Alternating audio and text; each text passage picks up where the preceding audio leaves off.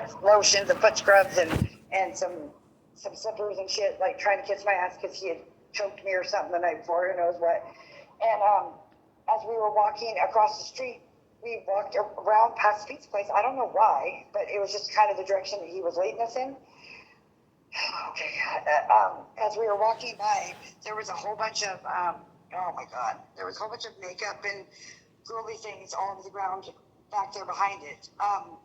And I said, that's really weird. He goes, that's TT stuff. And I go, what do you mean? Because this was just a couple days after she passed away, right before I met you guys, or ran into you guys. And I said, what do you mean, TT stuff? And he goes, oh, well, she's been staying on top of the building right there. And I said, what do you mean? And he goes, that's where she always stayed when she didn't have a place to go. So I'm just saying, like, I know you guys are still trying to get proofs that he might have had something to do with it, or proofs that maybe him and her were having some kind of a, whatever. And there could be proof up there, because if he knew she stayed up there, he could have been up there. I mean, I don't know, with her. Like, where's this at again? What's that? Where is this building at? It's directly across from Lamontville Park. It's the old pizza place. And then it's in the back of the building. So there's a pizza place and old pizza place, and then there's a Chinese restaurant right next door to it. Okay. The pizza place, if you talk to Weta, she'll know exactly what I'm talking about. But she used to stay in the back of it in the little storage room for a while. She hid out in there for like a month and made a little apartment out of it until the cops caught her and put her out. But I guess from what Trigger said, TT was staying on top of the building, and that's where all of her belongings were on the ground. Like, I think, honestly, he had went up there and thrown all of her stuff off of the top of the building. But there was makeup scattered all over, and he goes, oh, that was TT's. And I said, what do you mean TT stuff? Like, so I'm sorry I jump all over the place, but my mind, when I think about something, I have to rush back to it. The day that she got out of jail, she showed up at the women's meeting, and she was upset because she said that somebody had stole her tent and everything moved. And that was the day that they gave out clothes, because they only gave it out like every 2 weeks or something. So that day I went and got my 4 outfits and gave them to her. I picked out some dresses that I figured she would like, because she could only pick out orders out. So I gave her my clothes that week. And then on the way home, she said she didn't have a tent anymore. And I said, well, I have an extra one. She didn't know that me and Trigger was together. And so on the walk home, and I didn't know anything, but all this didn't dawn on me until way later. On the walk home, I said, you know who I'm dating now? And she said, no, who? And I said, Trigger. Her eyes got bigger than her head. And when I say it, I mean, I'm slow. I'm really slow. I didn't catch it at first. And she said, he's going to kill me. And I said, no, he's not. What are you talking about? She goes, he stalked me. He beat me up in front of a bunch of people before. And he embarrassed me in front of everybody. He's going to kill me. And I said, for what? She goes, I don't know. He just doesn't like me. And I said, well, that doesn't make sense. I said, well, I guarantee you he ain't going to put a fucking hand on you now that you're my friend. And he knows you're my friend. So Trigger beat Odie up? Apparently, she said it happened before she went to jail. I wasn't in the circle around that time, so I was in the circle, but I wasn't homeless at the time, I should say, because I lived at the Courtesy for 4 years on Sandy Boulevard. But I knew of TT because I'd been in tents in and out, because my boyfriend used to make me stay in the tents with him for a while, and then I'd go back to some hotel. So, what was your question just now? Oh, yeah, so I guess he had beat her up or punched her or embarrassed her in front of a bunch of people, and she said, he's going to kill me. And I said, the fuck you will. I said, I bet you that he never touched you now that I'm around. Because I felt like, he would at least listen to me. He would beat on me, but I didn't think he would hurt anybody else. So as we're walking back, I said, well, I've got an extra tent. You can have my tent, my extra one. And so she was coming back to my tent to get it. And we decided to stop by Magdalena's on the way through, because she wanted to get some drugs to smoke, whatever. Sorry, I don't know how to sugarcoat anything. That's all right. Keeping it real. But you're not new to it. You know what it is. So we stopped. I gave her $20. We stopped by Magdalena's to get something, and as we popped in the tent, Trigger was in there, and her eyes again got huge as fuck. Sorry about cussing. I know you're a very church person. She looked scared shitless, and I said, Trigger, I said, this is my friend TT, and you're not going to fuck with her again. And he was like, whatever. And then I said, she needs da-da-da. And he ended up giving it to her. Well, I didn't think nothing of it, Kenya, I swear. So I just walked out of the tent, thinking it was all squashed or whatever. But I left TT in there with Magdalena and everybody. But within 30 seconds, TT was running behind me, talking about, don't ever leave me with him alone. Don't ever do that again. And he scares the fuck out of me. And I'm like, the fuck for? I mean, he scared me a few times when he would wrap his hands around my throat and try to choke me to death and threaten to kill me and whatever. I'm still running from him. I'm still scared to death of him. However, I didn't think it was that serious. So she came back to my tent and I gave her a tent, and then I didn't see her from that Friday up until Monday morning on my birthday when she came over, and I seen her on the bridge when Black Jesus was on the bridge. He heard all that. He heard everything she was saying about going to Walmart with her family and how they had disowned her and how they had ridiculed her. Well, I didn't at the time know, but I know now that it was all rehearsed and that he had made her say these things. So there was somebody that could verify that she was going to kill herself. You see what I'm saying? Yeah, I got you, because we had a good time all weekend and none of that even happened.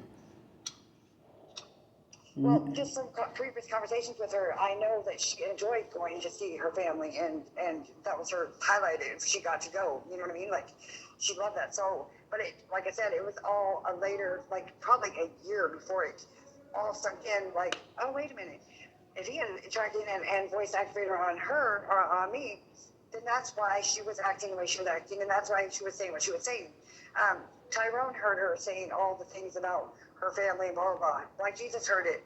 And then I remember arguing with several people. I don't remember the girl's name, but she stayed in a tent in the back 40 on the, I don't know how to explain where she was at. But she was like, I said, did you see TT dressed as a man? Or not as a man, but when they say she was dressed as a boy, she had on, now tell me if I'm correct, is this what she was wearing when she was found? Was she wearing a white t-shirt that was cut off sleeve and some long shorts with socks that went up to her knees? She was wearing women's clothes. Odie was wearing women's clothes. That doesn't make sense. Okay, so, okay, now. When Odie left me, he had on black shorts that I gave him to where they went to his knees, and in a like a teal colored t-shirt with some writing on it. And long socks that came up to the knees? No, he didn't have on socks. He had on some brown tennis shoes. Okay, well, I don't remember the shoes, but I remember he had some socks on, and when I turned around, because I'd never seen him dressed like that, it kind of scared me. Now, when, so let me finish the story about, so I left TT in my tent with Tyrone, and Tyrone, he's kind of a homophobe, so he kind of scooted, and my tent was very small, so he kind of scooted as far away from TT as he could, and I said, deal with it. I said, I don't want to hear that. I said, quit with your little gestures. I said, TT's my friend. You're both going to stay in my tent while I go figure this out. I said, you're good with Black Jesus, but don't go anywhere until I pay this debt off, because I told Black Jesus I'm going to pay the money, but he can't touch Tyrone until 6 o'clock rule. And so we had a deal, but I wanted to make sure that Tyrone was safe, so I was going to make sure he stayed with me until I paid the debt off. And then I left TT in my tent because I was going to go find some clear for her, and I had to go grab my dog at the babysitter across the bridge at the bar right there where the bar you were at, where you got the sign at.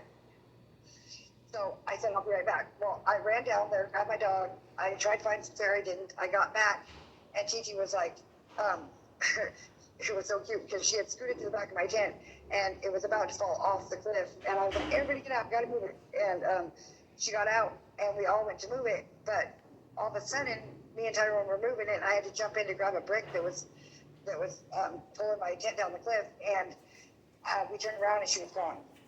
And she was totally a basket case. She's like, I'm gonna go myself over. I'm just gonna jump off the bridge. Whatever. I'm just gonna jump from here.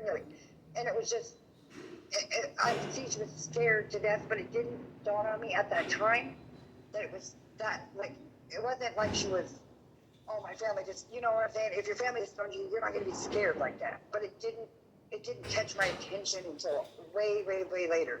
Does that make sense? Yep. So who's Black Jesus? Black Jesus is like the biggest gangster in Portland.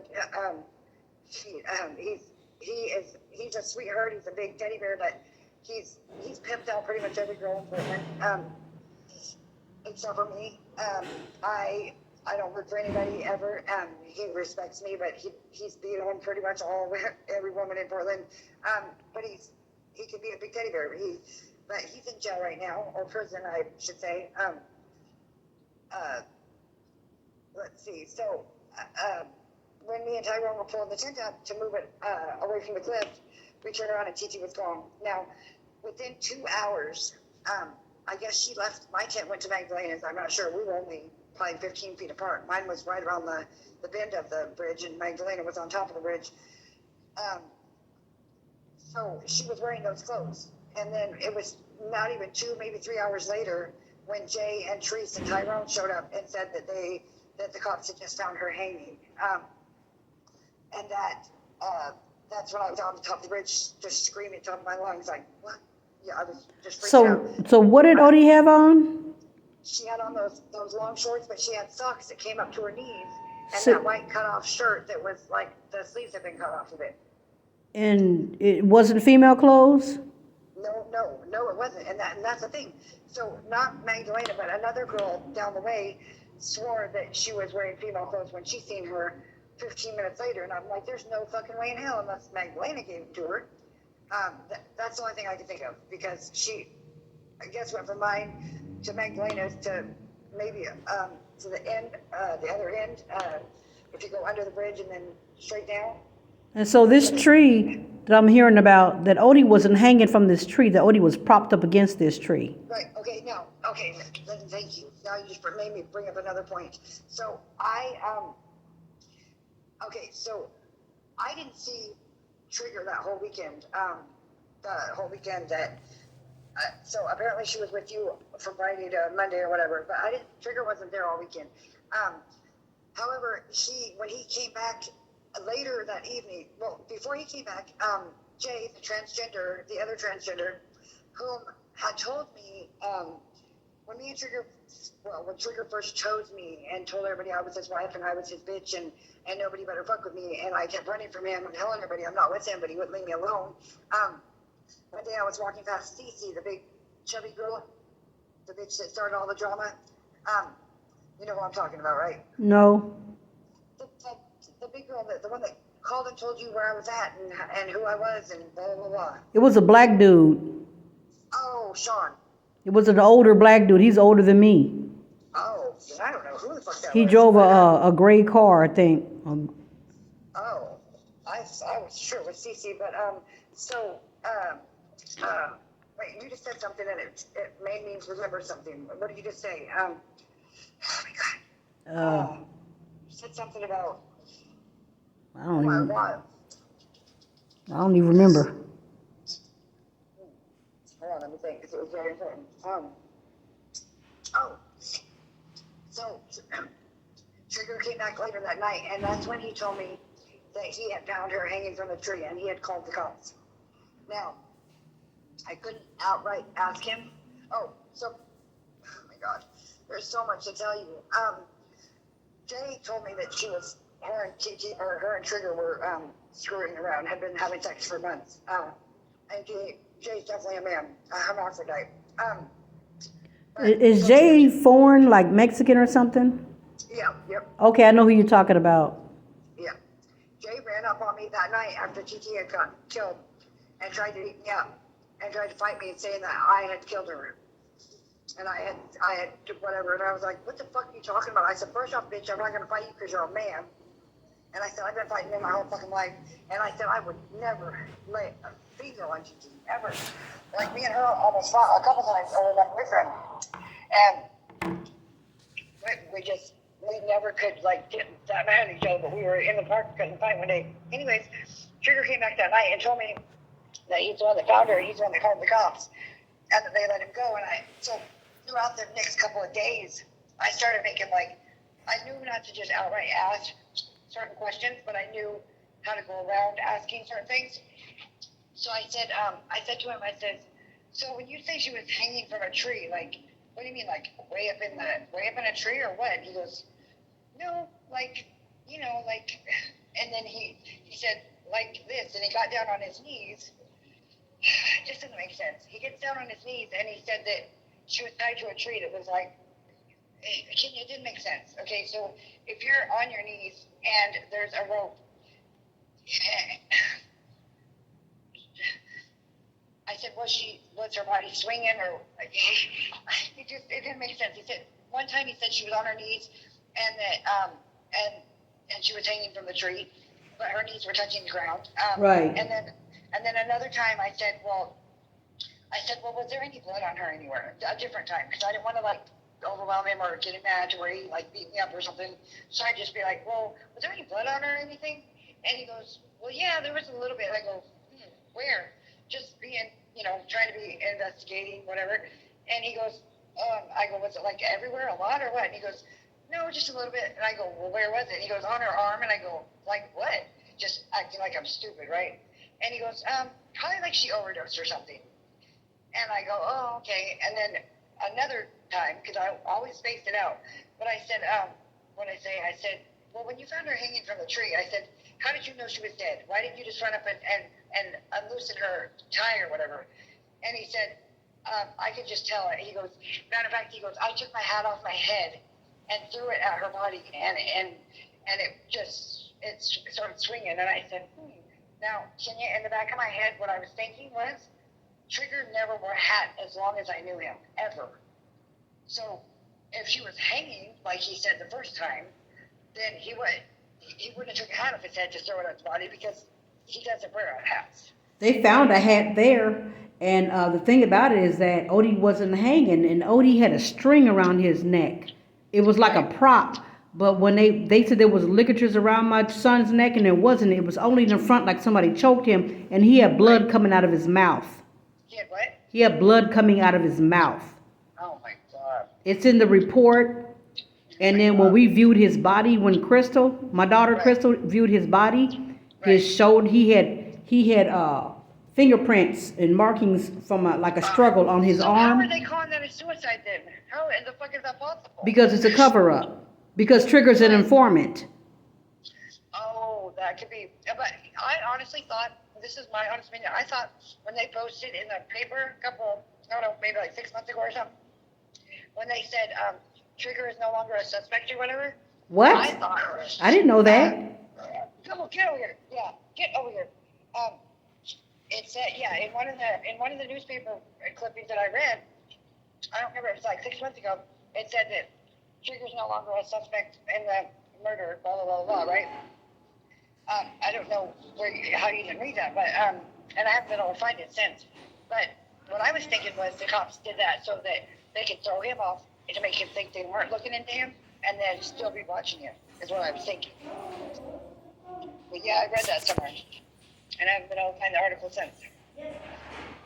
So who do you think did it, Crystal? I think that if you talk to Jay and you talk to Cece, you'll find out more than, everybody's scared of him. That's what